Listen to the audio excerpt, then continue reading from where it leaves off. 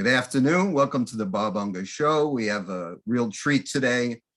We have Tony Lyons, who is the publisher of many, many books that are all being censored. I don't know if this is coincidence. Maybe they see his name and they just censor the book. It could be The Wizard of Oz and they'd censor it. But he's done some outstanding work. In particular, he has a best-selling book authored by Robert F. Kennedy Jr. called The Real Anthony Fauci. He's also doing books with many doctors, such as Robert Malone, and all the doctors that have been maligned by the media and by the people who claim that they're very open-minded and very liberal in the classical sense. And yet, turns out they're the biggest fascists. So tell us, Mr. Lyons, where are you now with the Kennedy book? And what are the attacks that you're encountering? And what are your obstacles in getting this book out to the public? You've already got a bestseller, sold over 1 million. But what are the things you're encountering in this process? Yeah, it's been a fascinating process because there's been censorship and boycotting on every conceivable level, and yet the book keeps selling so well. But one story that I would like to tell you is that we went to the New York Times to get them to run an ad for us for The Real Anthony Fauci. It was a very simple ad with a picture of the book and 3 blurbs and a general statement that the book had been censored and boycotted. So they came back to us and they said that they have a division at the New York Times that I had never heard of before in my 25 years in publishing. But that division is called Standards Management. So the ad salesperson, who's always very happy to take any ad that you want to place, said that he had to run it by them. So they came back to us and they said, here's our general policy. Our policy is that we don't look at the contents of a book. We don't care whether there's misinformation in a book. What we care about is that the advertisement itself is honest. So they wanted to verify a couple of things. So they wanted us to prove that bookstores were actually boycotting the book. And they also wanted us to verify the Nobel Prize winning author's blurb on the book that said that Dr. Fauci has lied. So those were the 2 main things. Are you referring to Carrie Mullis? Is that who you're talking about? No, I'm thinking of Dr. Luc Montagnier. Oh, okay. So and in his blurb, he says that Dr. Fauci has lied many, many times. So they said, well, prove to us that Dr. Fauci lies, or we can't run the ad. So I wrote them an essay that cited all kinds of different things. And in that, I pointed out kind of a laundry list of proof of things that proved that Dr. Fauci has lied in the past. So I started out with Dr. Fauci has confessed numerous times on video, a couple of the times on television, that he actually lied, and he explained why, and said that we should consider those to be noble lies, that he was trying to protect frontline workers, or he was confused and didn't want to have a message that was too complicated. So there's no question that he lied, and he has confessed to lying. So then I said, and then also I found 2 places where the New York Times itself had said Dr. Fauci lied. Then I went on and I found articles from all around the world where there were statements that Dr. Fauci had lied. Then I showed them that there were 22 million cases on Google where somebody said that Dr. Fauci lied. So after all of that, they said, well, all right, maybe Dr. Fauci lied. So they said that part of the ad is okay. So then they said, well, prove to us that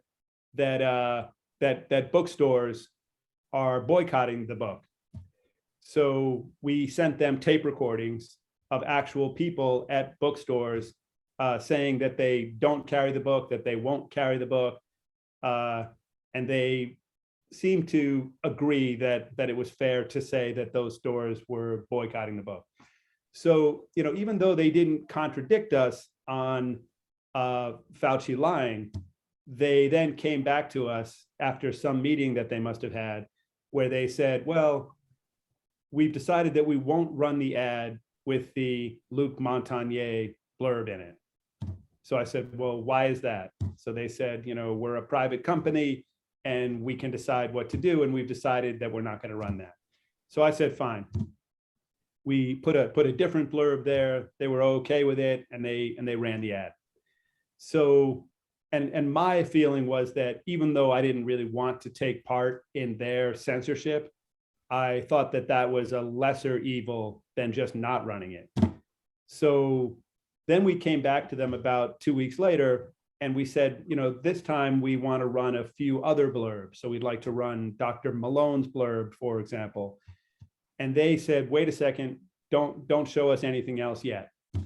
So then they came back to us after we had discussed timing with the ad salesperson, and they said, we've decided not to run a second ad. So I said, well, why is that? And I said, well, would you run the same ad? So they said, we won't run any ad for the book now. So I said, why is that? And they said, because it constitutes misinformation. So then I said, well, what in it constitutes misinformation? And they said, we're a private company and we can decide what we want to run or not run, and we don't want to run this. So what they basically were confessing to is that they could not disprove our allegations in that ad, but they were censoring it anyway. And then even with an ad that they were happy with, they changed their policy just for this book. So to the extent that they suddenly did care about what's in the book, and they seem to maybe know what's in the book, even though from what I've been told, nobody there read it. So they decided that they would not take our $18,000 for the New York Times ad, even if we just ran the exact same ad as we ran the prior time. So they were sort of confessing that either they're engaging in the worst kind of censorship, or they were wrong the first time and they actually ran misinformation. Anyway, that's the New York Times story. Have you tried other, like Wall Street Journal or other major publications? What kind of? Yeah, I would guess we would have the same outcome there, but no, we have not tried the Wall Street Journal. So we tried all of the online platforms, and none of those places were willing to take ads. And then, some of the hit pieces that have come along. So there was the New York Post. At the very start, when the book was just coming out, they ran a story saying that that Robert F. Kennedy Jr., author of The Real Anthony Fauci, is the dumbest Kennedy. And that, part of the proof of that is that this new book is coming out. It doesn't have a single blurb. It's not selling well yet. It's it's more proof that Bobby Kennedy doesn't know what he's doing. So then you fast forward about 2.5 months, and they run another article.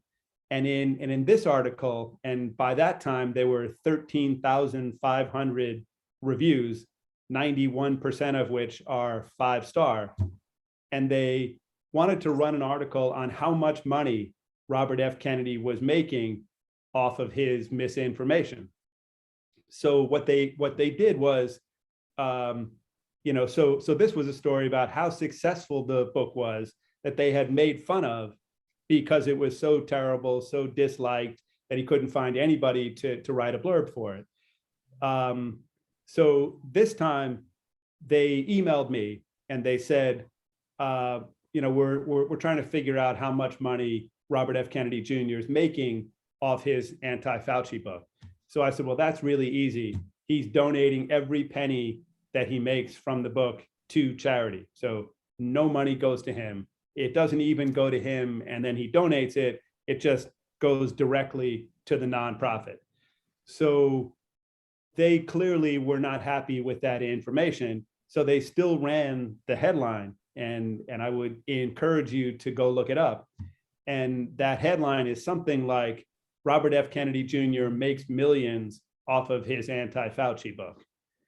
So the idea that all these places just kind of have their narrative, and it doesn't matter what the facts are, it doesn't matter what you say, they don't read the book, they don't change their headlines based on new facts, they just do anything they can to discredit a kind of narrative that they disagree with.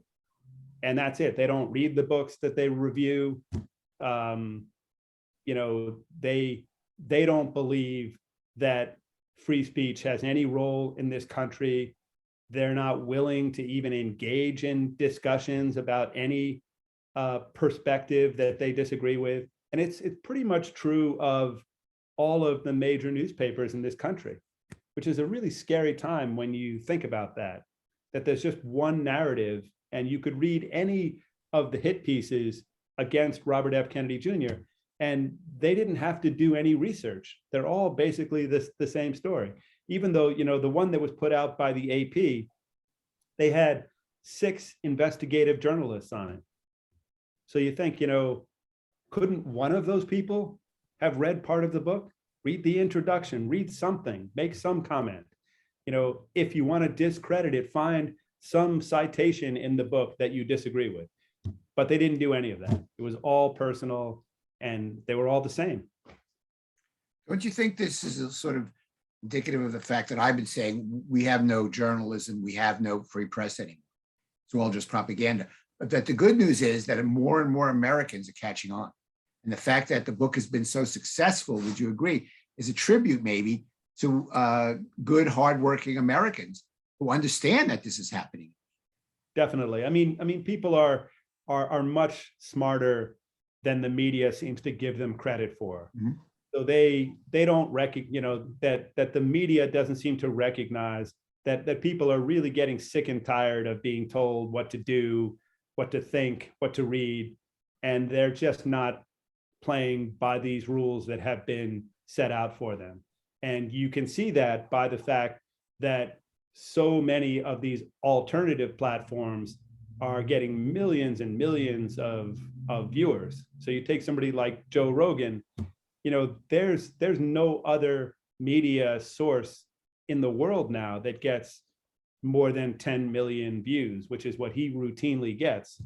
You know, even the top TV shows get 3 or 4 million. So, you know, there's been a real shift there. And I think that if they're not careful, that if they, you know, persist in refusing to cover real news and to really analyze honestly what's going on in the world, they're going to wind up losing all their viewers. That people are just going to say, this is all just advertising. This is the kind of stuff where we want to hit some button to skip the advertising, and then there's not going to be any show left. What's interesting about Rogan is that he's not really an advocate of any particular position. He simply allows other people to advocate whatever it is they'd like to advocate. And just by providing a mere platform, the media wants to destroy him just for allowing free speech. Because I heard him interview people that he doesn't agree with at all. He's interviewed friends of mine, and he's basically pretty neutral and just allows them to express their viewpoint and then have somebody else on with a different viewpoint. And even that is verboten by the media establishment. Sure. And if you look at somebody like Dr. Robert Malone, so Joe Rogan had him on and there was a big outcry. But you wonder whether these millions of people who are clamoring for, you know, the destruction of Joe Rogan because he had some terrible person like Dr. Robert Malone on, whether any of those people even know Dr. Robert Malone's story. So he's writing a book for us called Lies My Government Told Me. And, Dr. Malone is an incredibly accomplished doctor and scientist, and he's written countless peer-reviewed articles. I mean, he's a really serious guy, and he's willing to debate anybody on these issues. So to suddenly say that Joe Rogan is so bad for having somebody on his show that has been in some sense discredited and deplatformed, but nobody really knows why. What they know is that, the rest of the media has decided that anything that he says is wrong, but nobody's asking whether it's possible that he's been deplatformed wrongly.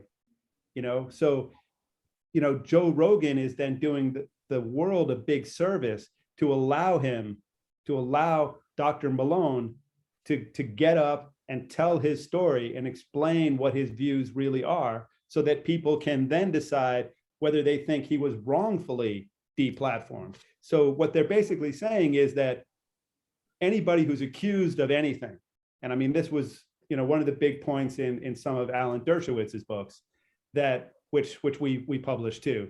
So one of them was called Guilt by Accusation. So we're kind of at a point now where if somebody is accused of something, then everybody is so sure that they're guilty. There's a sort of extrajudicial process where if the general public believes something happened, then you get all the consequences that you would get if it really happened. So you get proven guilty just in the media, and then your punishment is that you're deplatformed. You can't be a professor, you can't be a writer, you can't be a lawyer, you can't get on any kind of TV show, you can't be a blogger, you can't have a podcast, you can't advertise in the New York Times, all of these kinds of things. So, you would think that intuitively people would recognize that this is wrong, that there has to be some sort of due process, whether you're a doctor or anything else. And during this COVID period, there have been so many really credible doctors who have just been totally deplatformed and vilified without any kind of proof given, without any process where they could defend themselves. The thing I find really disturbing with those doctors is, in the beginning, COVID was a moving target. Nobody really knew much about it, knew what was going to be effective. Would lockdowns work? Wouldn't they? And people had opinions and they had views. And just for a view, they wanted to shut them down. You couldn't prove anybody was purveying disinformation because we really didn't know. Now we know a lot more. And we know that doctors like Jay Bhattacharya from the Great Barrington Declaration, who said that lockdowns would be ineffective and harmful, turned out to be right. They had Fauci and Collins, the head of NIH, with emails trying to discredit him, saying, how could we destroy him? Right? This is what, so disturbing. As a doctor for so many years, things have changed. It's always fluid. Things that I learned in medical school turned out to be totally wrong, right? And the only reason we found out is people questioned it. But I don't remember people being, told that they had to shut up, or that they couldn't speak, or they were going to go to jail if they questioned. It just seems now it's become questioning is no good. Then you have no science anymore. You have no medicine. I mean, that's a great point. I mean, many doctors who I've spoken to and some of whose books I've published have come right out and said that many of the things that they learned in medical school turned out to be absolutely wrong, almost laughable, from 30, 40 years ago. So, there is no certainty when it comes to scientific research. But, during this crisis, there were a whole bunch of things sort of coming together where people wanted there to be certainty. So they were open to somebody like Fauci, who sort of stood up on every major TV show and said, I am science. I represent science. And I'm going to get on TV each day and I'm going to tell you the truth. And then you can take a deep breath because you've just heard the truth and you can go about the rest of your day. But, so he was performing some kind of function there. But then you see the incredible harm that ultimately played when it got to the point where people were so mesmerized by it that they were just okay with anything. And then behind the scenes, he was, doing character assassination and helping to deplatform people and writing emails saying, how do we change this narrative? How do we, get this person to stop saying something?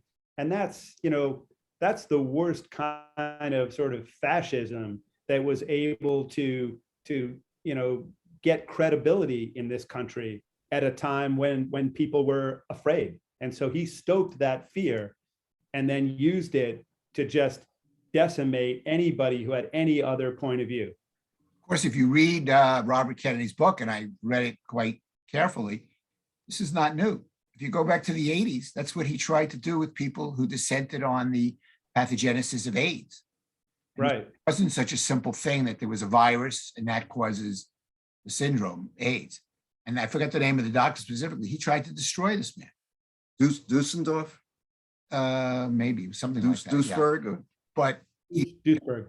again, so this is not new. My question was, reading that book, how is this man still in charge of so much after everything that has been documented that he did in the 1980s and 90s?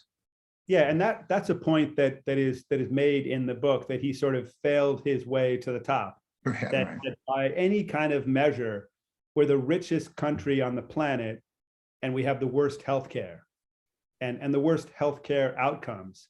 And maybe it's because there's not enough dissent. Maybe it's because we've had Dr. Fauci for the last 40 or 50 years, sort of doing everything he can to help his kind of pharmaceutical partners to maximize their return on investment.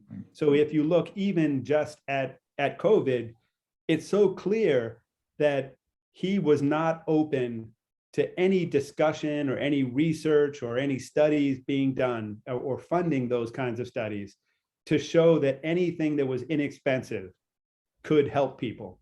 So it's so clear now that the health outcomes for average people would have been much better if they just ate healthy foods.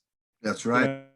Lost weight. Sort of or if they lost weight. So we have this opportunity to kind of tell people that in this kind of situation, you should really worry about your health.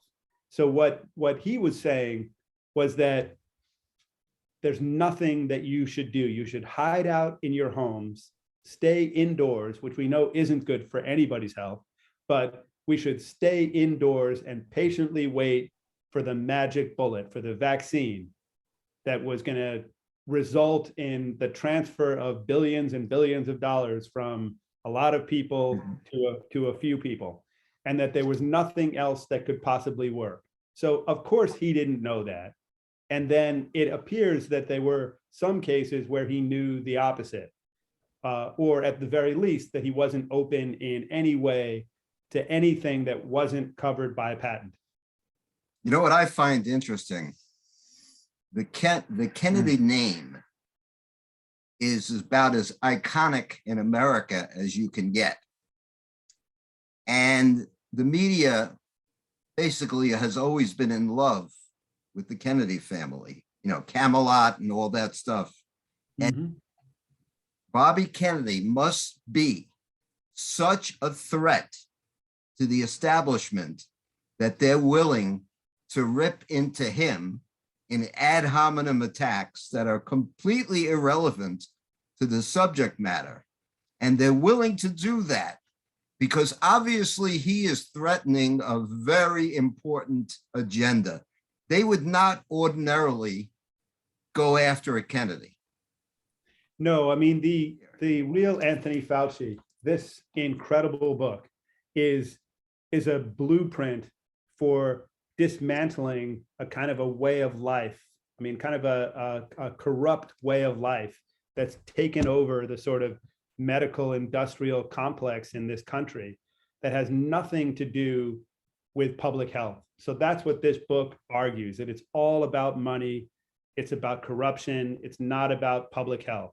And that's the only realistic and sort of reasonable answer to a situation where you have the richest country on the planet having these terrible health outcomes, where in so many cases you can look at countries that don't do anything and their health outcome is better. So, how could that be? We have so many incredible doctors and scientists. We have so much money to do research, and people just get sicker and sicker. And the answer is, but, sort of to go back to Robert F. Kennedy Jr., what's happened with him is that he's been fighting sort of corporate greed and government corruption for the last 40 years. And so when you do that, you don't tend to make friends, even if you're a Kennedy. And what's happened is that, he could have had a really easy life.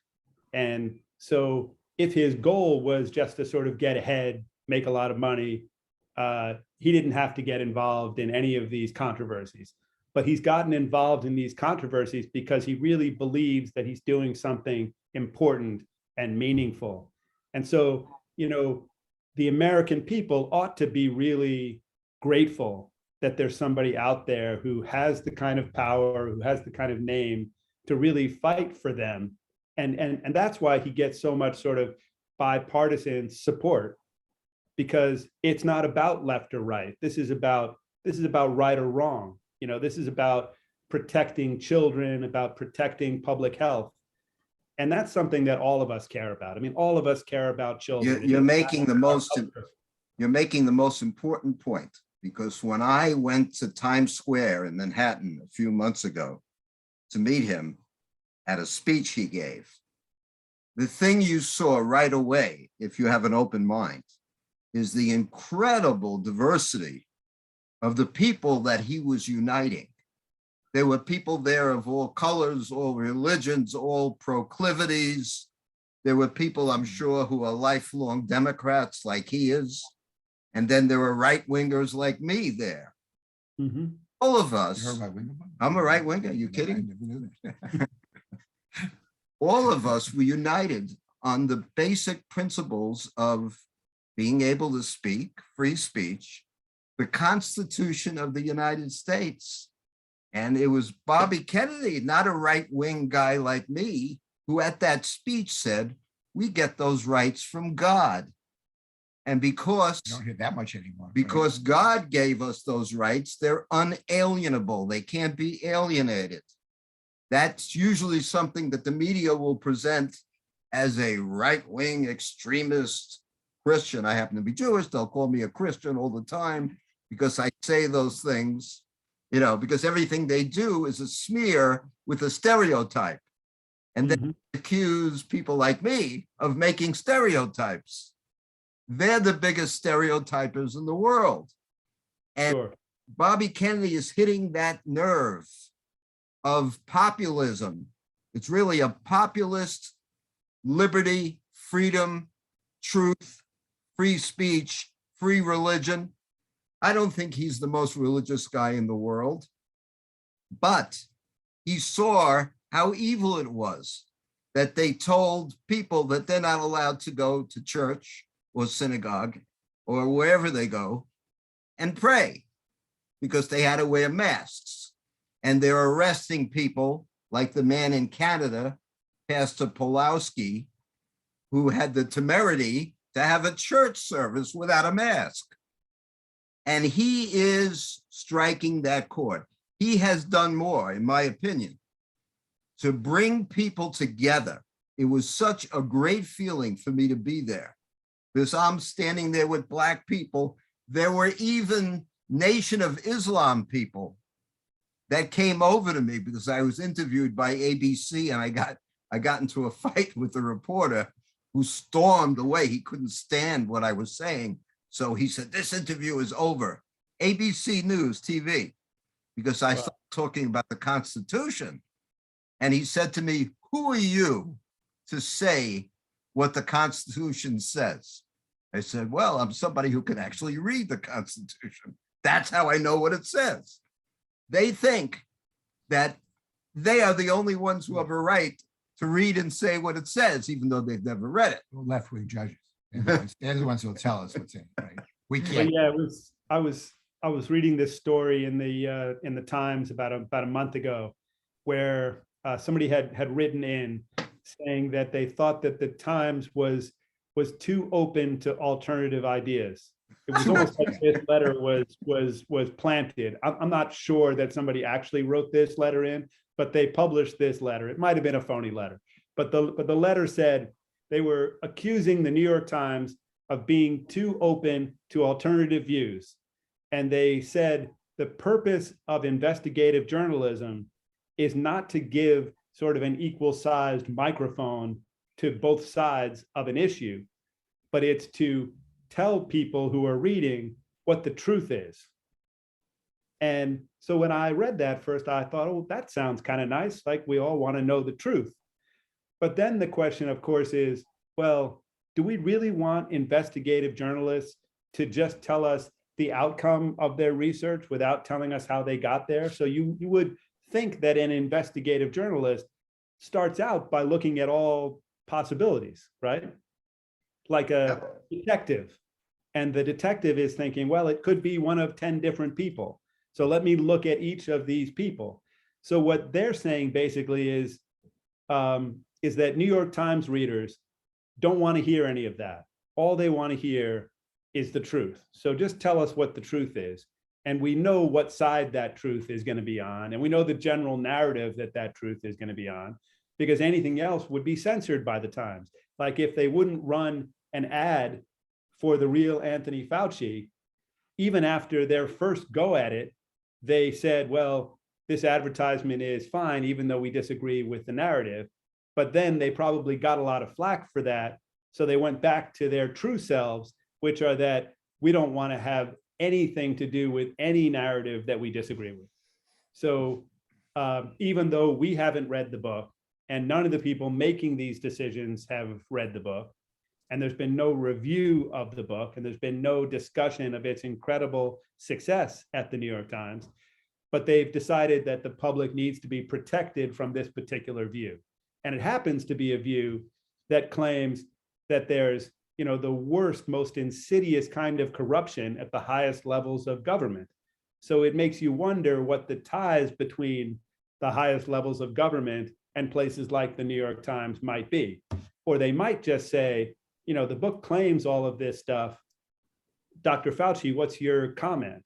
Or, go to other public officials and say, hey, we live in a democracy here, and you've been accused of this terrible corruption and medical racism and, actually taking actions that result in increased deaths.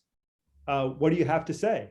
Is it all hogwash? Can you just sort of give us a quick statement that disproves it all? And the answer is that the New York Times says, we have our own narrative and we're just going to stick to that. And we don't care about new information, regardless of who it comes from. This is not new. Yeah. Go back to the New York Times. There was a man named, what was his name in the Walter 30s? Duranty. Walter Duranty. And he spread all this stuff about, in fact, Ukraine, when tens of millions of people were being starved to death by Stalin, what a socialist utopia it was, how wonderful it was. Turned out he was on Stalin's payroll, and he was an ardent communist. And he later admitted it was all lies. But this is what we were fed. And the New York Times never apologized for that. In fact, they won a Pulitzer Prize for his reporting, which they've never given back. Yep. So unfortunately, what you say sounds like sort of a new era of journalism. But if you go back and what they did about hiding the Jews being persecuted in the Second World War, they hid things about Castro. They faded Castro as this great liberator. So you can go back and find so many examples of this. That's what's For sure. I mean, you look at the Iraq War, and the New York Times was, just coming out with bloodthirsty articles about how, they were about to blow up the world and we had to go in there right away. And, if you look at some of the stats from that war, I mean, more than 1.2 million people were killed in the Iraq War. And, all of that stems from a disinformation campaign where people's lives were actually ruined because they disagreed with our decision to go to war there, that they thought there were no weapons of mass destruction, that there was no reason for us to topple this stable government that we had propped up in the past. So, and there's been no sort of reconciliation of what happened. So there's been no, to my knowledge, big public statement from the United States, government saying,